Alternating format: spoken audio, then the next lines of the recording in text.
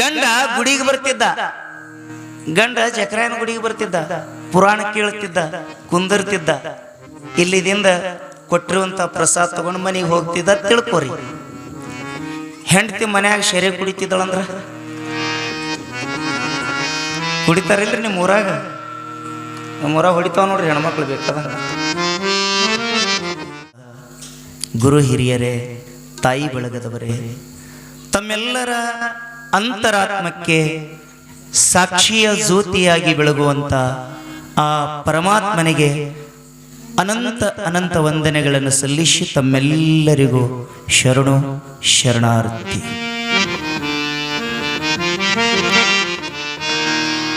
ನಿನ್ನಿನ ದಿವಸ ನಾನು ಹೊಸ್ತಾಗಿದ್ದ, ಖರೆ ಜನ ಭಾಳ ಬಂದಿದ್ರು ನಿನ್ನೆ. ಯಾಕಂದ್ರೆ 7 ಗಂಟೆಗೆ ಟೈಮಿಂಗ್ ಕೊಟ್ಟಿದ್ದೇವೆ. ಮತ್ತೇನು ಇವತ್ತು ಯಾಕೋ ಲೇಟ್ ಮಾಡಿರಿ.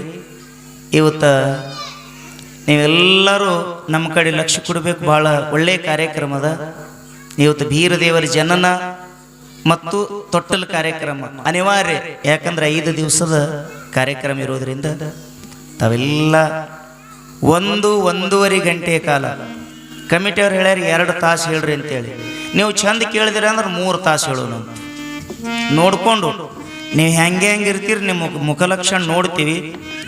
ಅದ್ರ ಮ್ಯಾಲ 4 ತನ ಹೇಳನ್ರಿ ಇವತ್ತು ಬೇಡತ್ರಿ. ಹೆಂಗ ನಮಗೆ ಡೊಳ್ಳಿನ ಪದ ಹಾಡಿದ್ರೆ ಹಾಕಿ ಅದ ಸಂಜೆಗೆ 9ಕ್ಕೆ ಚಾಲು ಮಾಡಿದ್ರೆ ಮುಂಜಾನೆ 6 ತನ ಹಾಡ್ತೀವಿ ನಾವು. ಅದಕ್ಕೆ ತಾವೆಲ್ಲ ಒಮ್ಮೆ ಜೋರಾಗಿ ಜಯಕಾರ ಹಾಕಬೇಕು. सद्गुरु चिट्टिंगेश्वर महाराज की जय, सद्गुरु भीरलिंगेश्वर महाराज की, शिव सांब जय नमः पार्वते शिव हर हर.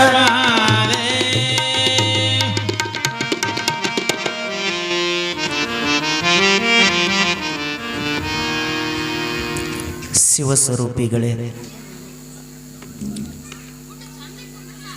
ಅಗಣಿತ ವಿಶಾಲವಾಗಿರುವಂಥ ಚರಿತ್ರೆಯನ್ನ ಆಧಾರವಾಗಿಟ್ಟುಕೊಂಡು ನಿನ್ನಿನ ದಿವಸ ಬಹಳಷ್ಟು ಒಂದು 40-45 ನಿಮಿಷದ ಕಾಲ ಈ ಬೀರದೇವರ ಚರಿತ್ರೆಯನ್ನ ನಾವು ನೀವು ಕೂಡ ಚಿಂತನೆ ಮಾಡಿದ್ದೇವೆ.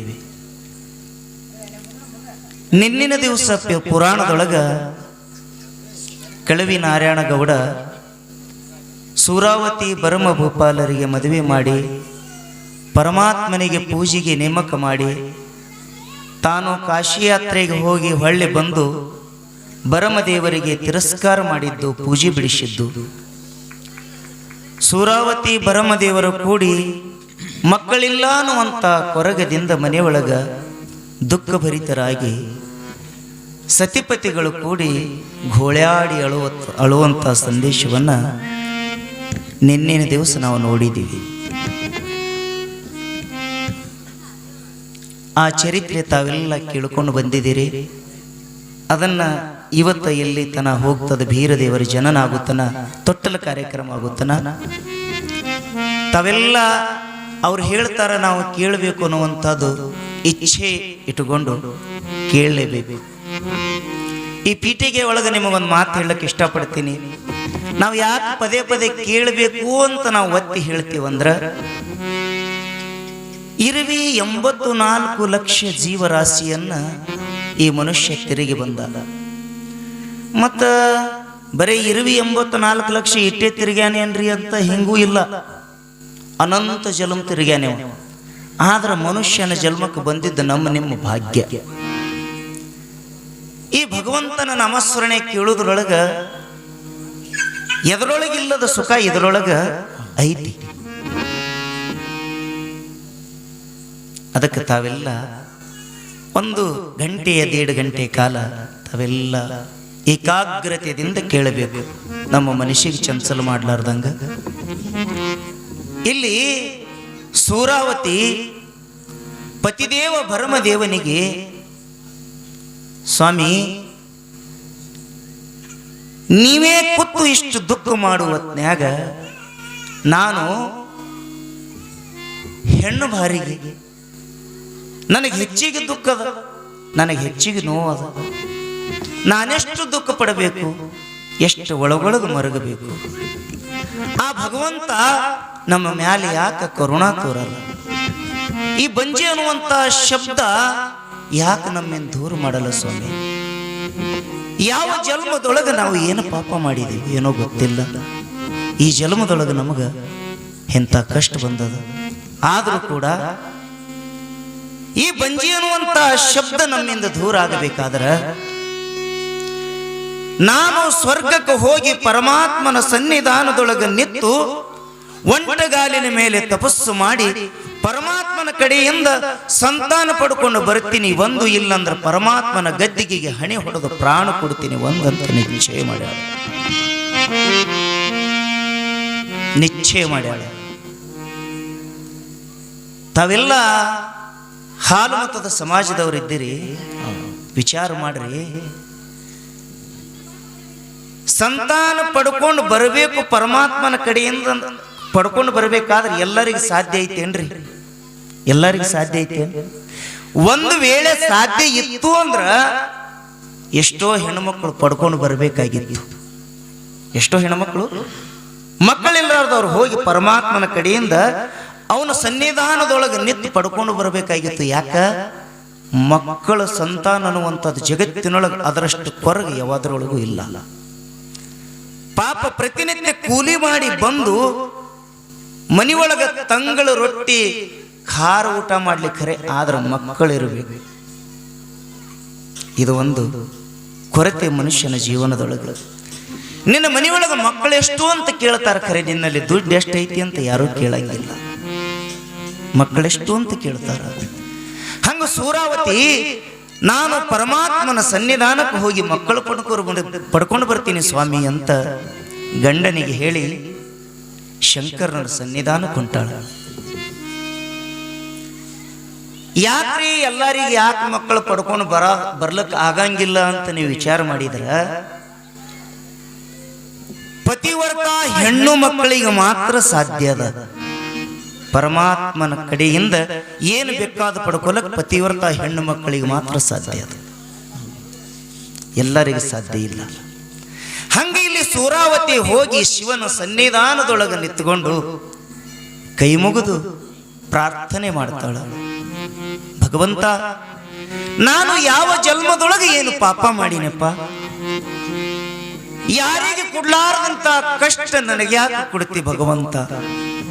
ಯಪ್ಪ, ಯಾರ್ಯಾರೋ ಭಾವ ಕೊಲತ್ತು ಏನೇನೋ ಕೊಟ್ಟಿಯಲ್ಲ, ಆದ್ರೆ ನಾ ಕೂಗುವಂತ ಕೂಗು ನಿನಗೊಂದಿಷ್ಟು ಕೇಳಿಸಿಲೇನೋ ಪರಮಾತ್ಮ. ನನ್ನ ಧ್ವನಿನೇ ಇಷ್ಟು ಕೇಳಿಲೇನೋ ಪರಮಾತ್ಮ. ಯಪ್ಪ, ಜಗತ್ತಿನೊಳಗೆ ನನಗೆ ಯಾವುದು ಬ್ಯಾಡ, ನನಗೆ ಬಂಜಿ ಅನ್ನುವಂತ ಪಟ್ಟ ಒಂದು ಅಳಕಸು. ಈ ಬಂಜಿ ಅನ್ನುವಂತ ಶಬ್ದ ಕೇಳಿ ಕೇಳಿ ಕೇಳಿ ಕೊರಗಿ ಸಣ್ಣಾಗಿ ಹೋಗಿದ್ದೀನಿ ಭಗವಂತ, ಕೊರಗಿ ಸಣ್ಣಾಗಿ ಹೋಗಿದ್ದೀನಿ. ಈ ನನ್ನ ಮೊರೆ ಕೇಳಬಾರದ ದೇವರೇ ಪರಮಾತ್ಮ. ನೀ ಒಂದು ವೇಳೆ ನನಗೆ ಮಕ್ಕಳು ಕೊಡ್ಲಿಲ್ಲ ಅಂದ್ರ ನಾನು ಸುಮ್ಮನೆ ಹೋಗಂಗಿಲ್ಲ. ನಾನು ನಿನ್ನ ಲಿಂಗಕ್ಕೆ ಹಣಿ ಹೊಡೆದು ಪ್ರಾಣ ಕೊಟ್ಟು ಹೋಗುತ್ತೀನಿ ಭಗವಂತ, ಪ್ರಾಣ ಕೊಟ್ಟು ಹೋಗ್ತೀನಿ.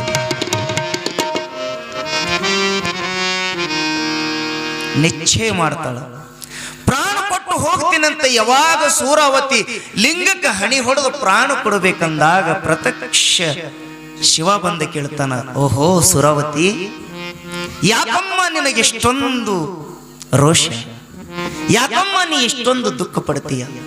ಸುರಮ್ಮ, ಯಾವ ಜನ್ಮದ ಕರ್ಮ ಏನು ತಾಯಿ? ಈ ಜನ್ಮದೊಳಗೆ ನಿನಗೆ ಮಕ್ಕಳಿಲ್ಲ ಅಂತ ಹೇಳ್ತಾನೆ ಪರಮಾತ್ಮ.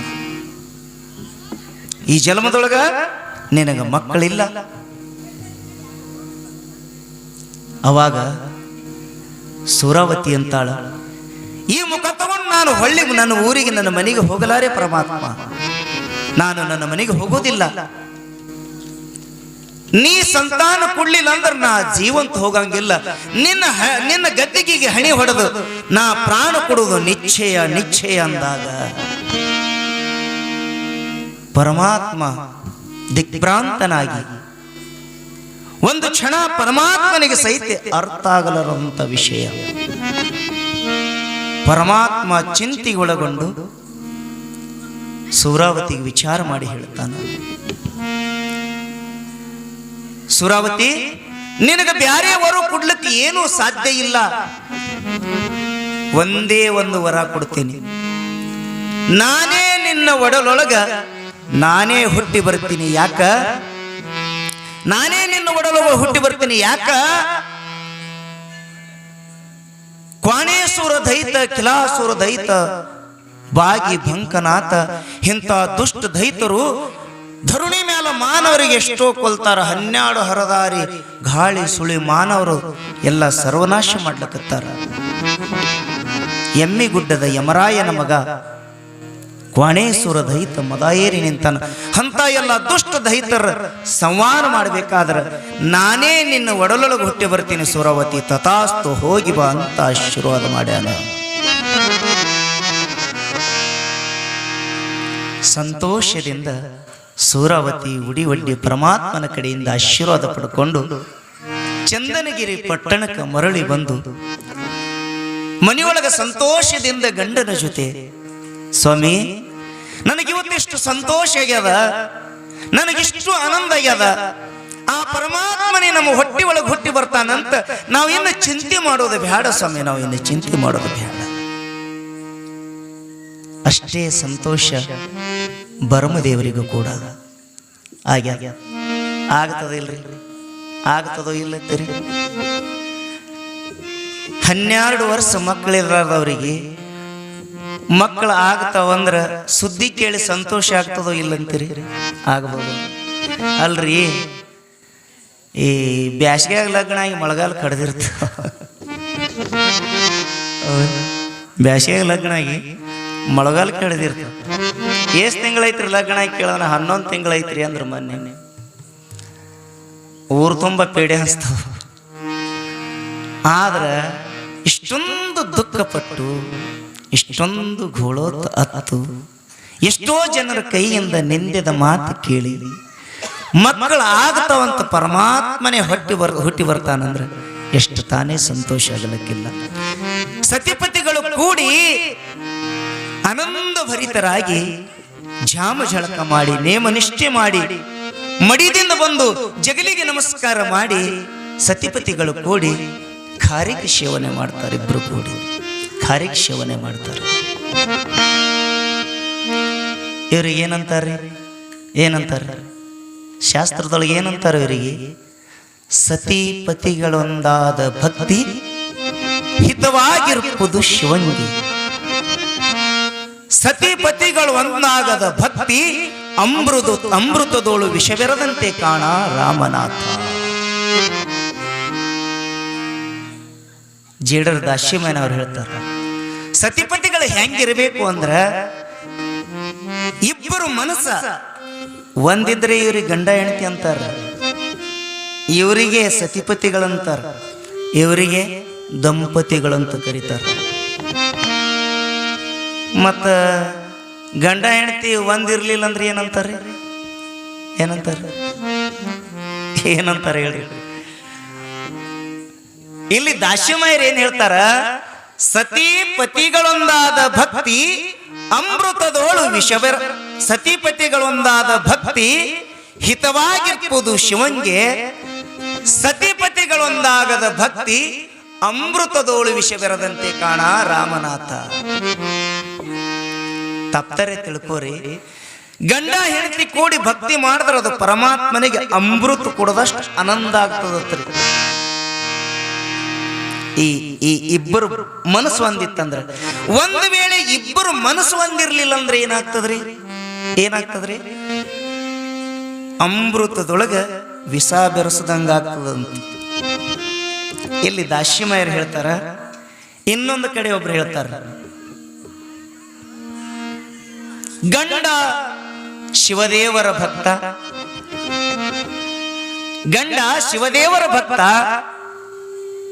ಹೆಂಡತಿ ಮಾರಮಸಣಿಯ ಭಕ್ತಿ.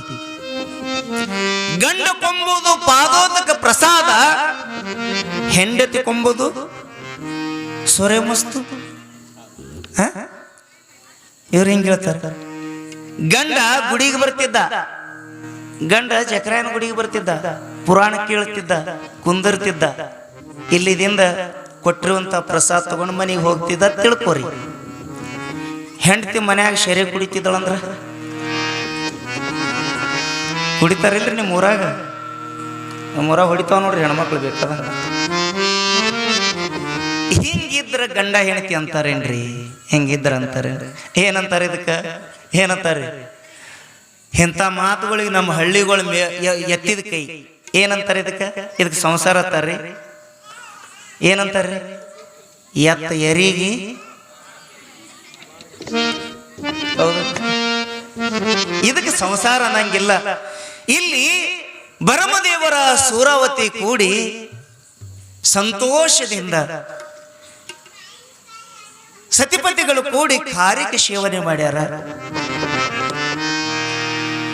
ನೀನೊಲಿದರೆ ಕೊರಡು ಕೊನರುವುದಯ್ಯ, ನೀನೊಲಿದರೆ ಬರಡು ಹೈನಾಗುವುದಯ್ಯ, ನೀನೊಲಿದರೆ ವಿಷವು ಅಮೃತವಯ್ಯ, ನೀನೊಲಿದರೆ ಸಕಲ ಪಡಿ ಪದಾರ್ಥಗಳು ಇದರಲ್ಲಿರ್ಪುದು ಕೂಡಲ ಸಂಗಮ ದೇವ.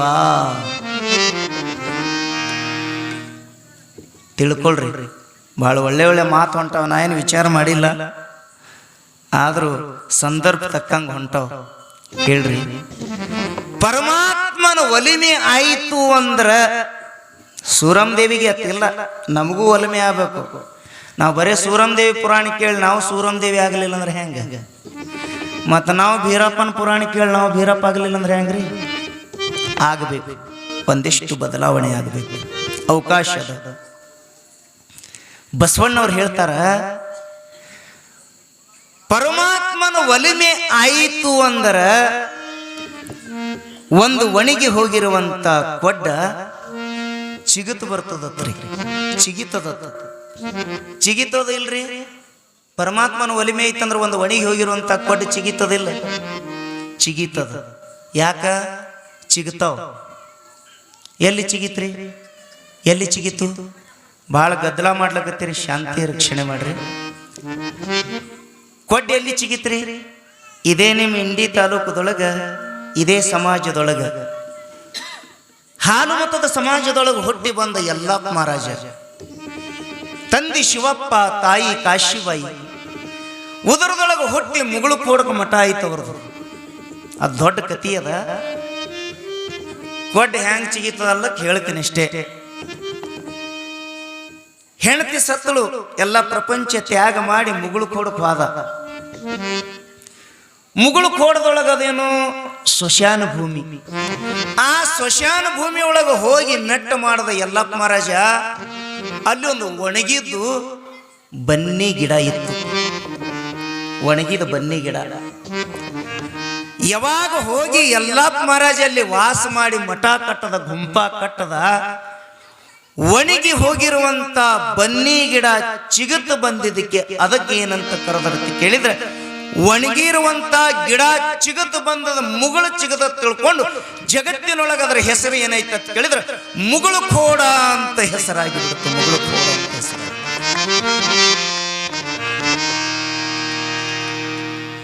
ಬಸವಣ್ಣವ್ರು ಏನ್ ಹೇಳ್ತಾರ? ನೀನೊಲಿದರೆ ಕೊರಡು ಕೊನರುವುದಯ್ಯ. ಅವರೇ ಕೇಳ್ತಾರ ಹೊಳ್ಳಿ, ಭಗವಂತ ನೀವೊಂದು ವೇಳೆ ಮನಸ್ಸು ಮಾಡಿ ಒಲದಿ ಅಂದ್ರ ಬರಡು ಹೈನಾಗುವುದಯ್ಯ. ನಮ್ಮ ಮನೆಯೊಳಗಿರ್ತಕ್ಕಂಥ ಆಕಳ, ಎಮ್ಮೆ ಹಾಲು ಬತ್ತಿ 12 ವರ್ಷ ಆಗಿತ್ತು ಅಂತ ತಿಳ್ಕೊರಿ. ಪರಮಾತ್ಮನ ಕೃಪೆ ಆಯಿತು ಅಂದ್ರ 12 ವರ್ಷಿನ ಎಮ್ಮೆ ಆಕಳ ಬತ್ತಿ ಹೋಗಿರುವಂತ ಹಾಲು ಹಿಂಡತವಂತ ಬಸವಣ್ಣವ್ರು ಹೇಳ್ತಾರೆ. ಪರಮಾತ್ಮನ ಒಲಿಮೆ ಆಯಿತು ಅಂದ್ರ ನಮಗೆ ಯಾರಾದ್ರೂ ತಂದು ವಿಷ ಕೊಟ್ಟಿದ್ರು ಅಂತ ತಿಳ್ಕೋರಿ. ನಮಗೆ ಯಾರಾದ್ರೂ ವಿಷ ತಂದು ಕೊಟ್ಟಿದ್ರಂದ್ರ ಆ ವಿಷ ಸಹಿತ ಅಮೃತ ಆಗ್ತಂತ ಬಸವನ ತಂದೆಯವ್ರು ಹೇಳ್ತಾರೆ. ಆಗ್ತದಿಲ್ರಿ?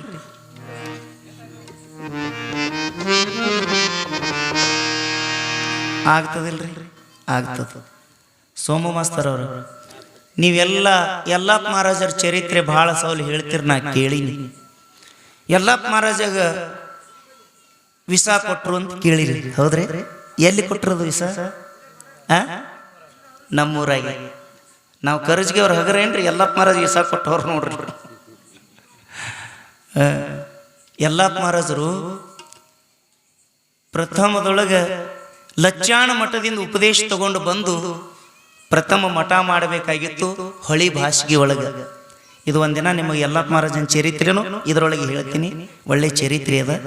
ಆದರೆ ಇವತ್ತು ಪ್ರಸಂಗ ಬಂದಂತ ಒಂದು ನಿಮಿಷ. ಹೊಳಿ ಭಾಷೆಗೆ ಬಂದರು, ಅಲ್ಲಿ ಮಠ ಮಾಡಿಬಿಡ್ಲಿಲ್ಲ.